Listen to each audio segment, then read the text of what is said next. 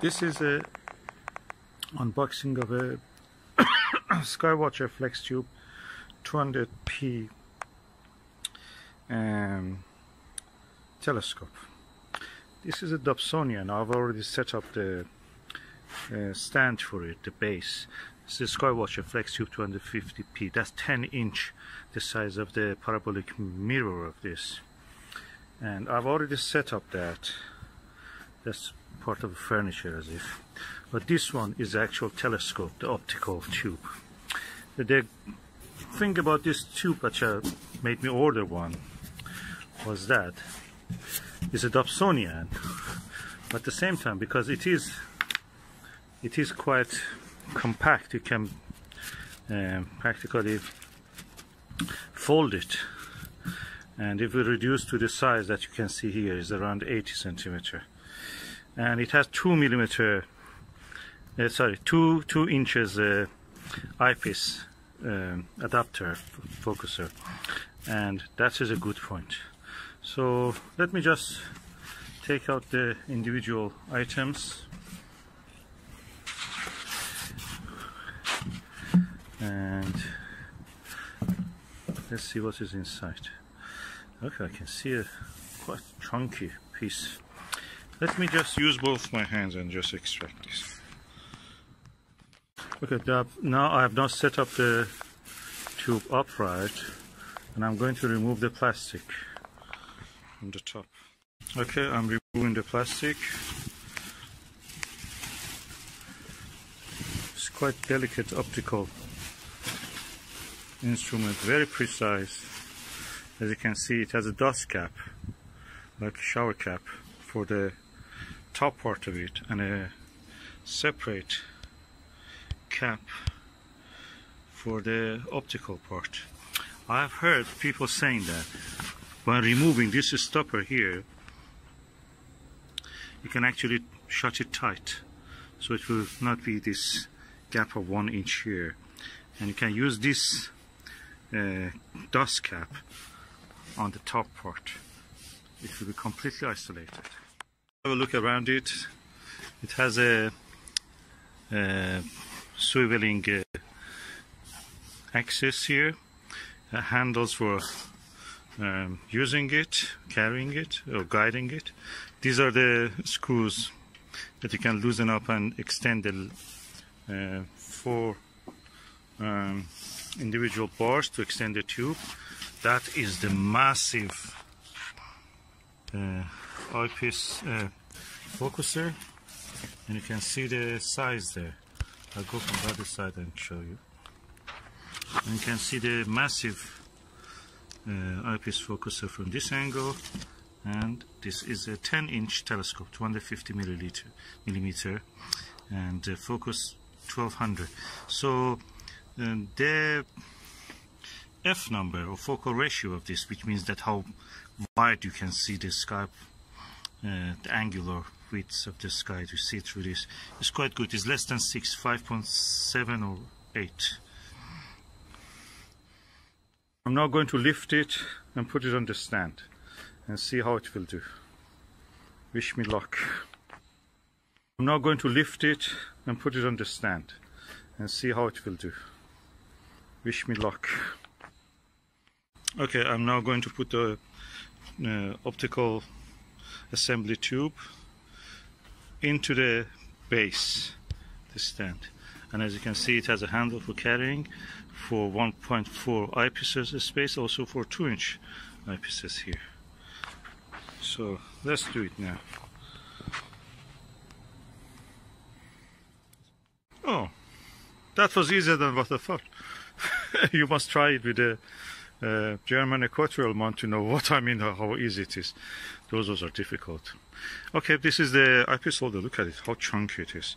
I have got this eyepiece for that. 3 very good eyepieces, good quality, top notch, max vision ones. And I'm going now to extend the tube and probably have a look into the mirror. Now, as you can see, I've extended tube, and this is the full length of the telescope. I can say this is around 150 or 40 and how easy it is to maneuver it around. So you can make it up to the lowest point, which is, and it stays the way that it is. You can extend it almost horizontal, yeah.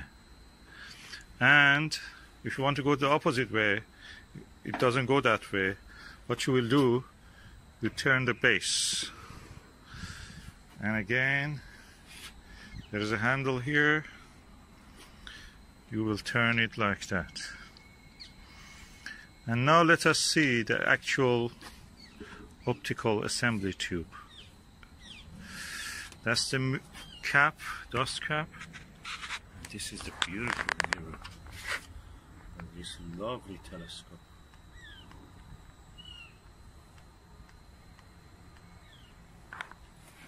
And this is inside the diagonal mirror, and that's the cap you can see. Now let me remove the cap. That's the first light. Hallelujah. Isn't it beautiful? This is the best, most portable Dobsonian you can ever see. It's amazing.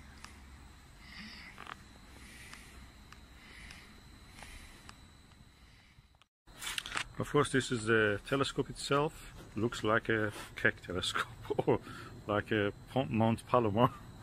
And that's a giant mirror. And this is the instruction manual, astronomical telescope user guide, brochure introducing the different products from the manufacturer, 10mm eyepiece, 25mm eyepiece, which is a wide angle. So I'm going to use that. And this is what we were looking for. That's the eyepiece holder. What before that we can do, look at the viewfinder. As you can see, this is the viewfinder. On its own is a different, is a telescope on its own. I can say this is probably around 50mm and quite impressive size for a eyepiece. I can use it as a telescope. Now I'm going to put the viewfinder here. It's very easy. It's a dovetail bracket. It slides here. So I'm going to do it now, and I will show you the result. I cannot stop admiring the ease of installation in this telescope. Everything is so easy to work with. Telescopes, you know that. Even the smallest one with the German equatorial one are a pain to work with. This is such a giant telescope and it's so easy. Okay, I've installed the viewfinder, and I'm now removing the cap of it to show you the lens. This is the first view of the lens. Beautiful. And I'm now going to remove this lens cap on the end part of it. And let us see how it looks if I look through this viewfinder. It should be a wide angle view. I noticed that the telescope a little bit slides down, so probably I should adjust the tension and the spring or whatever I have to do here. I'm sure there is something for that. And anyway, that's something that I have to read the manual for that. At the moment I'm not going to interfere with this. I'm just putting the lens cap, removing the lens cap from this cap from the viewfinder, just to be able. This is the eyepiece holder, and this is the adapter for 2 to 1.1 inch. And I will just loosen up the screws and let it fit into that place.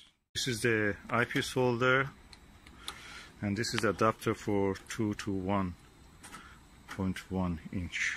And I will just loosen up the screws and let it fit into that place. I've now fitted that adapter, and I will remove the cap here.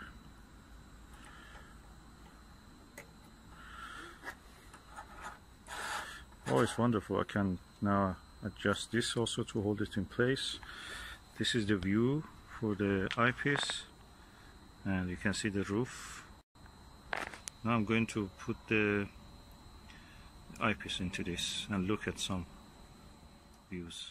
Delighted to tell you that this is a super plus 25mm multi-coated 52 degrees true field of view, and when you buy a telescope from Skywatcher, they give you good eyepieces, but this one is super good because this is a super plus eyepiece with a very wide angle view.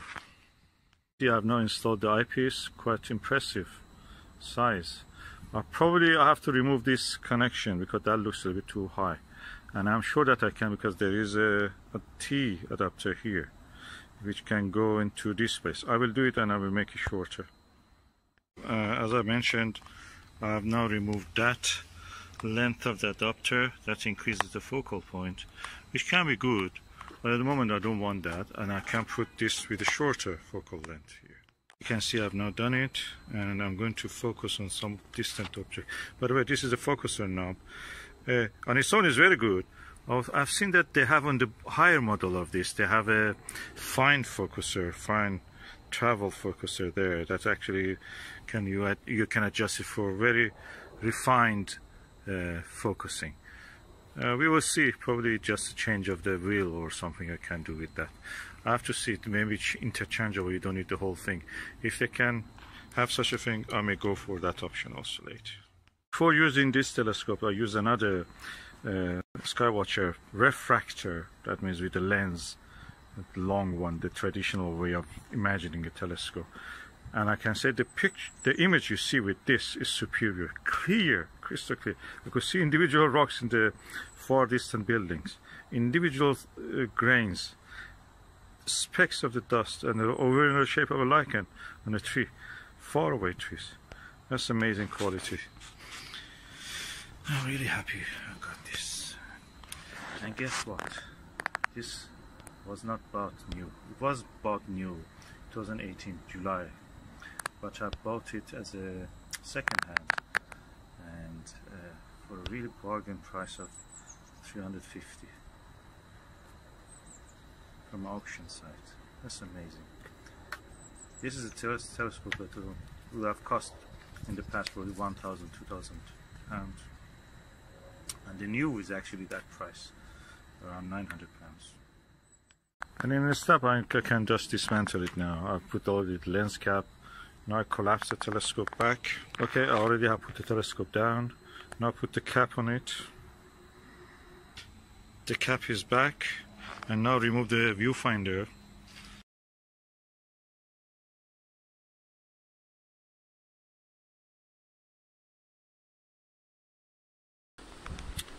I found that this 10-inch actually Skywatcher is easier to use than the 12-inch. 12-inch is a little bit too cumbersome, too big, even for lifting and unfolding it. So it's easy, manageable. I can sit on the little chair and just do what I have to do. It's a nice experience with this Skywatcher 250. Oh, what a night. Orion Nebula, M42, M45 Pleiades, double cluster, name it, I've seen it. M37, M38. Now it's now around 5 o'clock and in the morning, and I can just have a last look and go. This APM 20mm is amazing. The best eyepiece movies. I don't need to nudge the tube so much.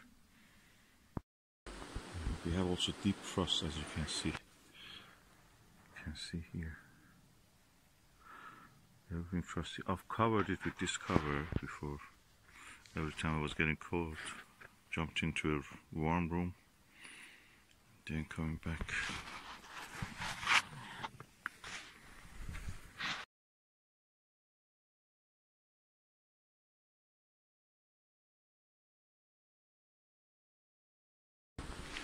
This is the Skywatcher Flextube 250p, and it's a 10-inch telescope, refractor, Newtonian, collapsible, and it has a focal length of 1200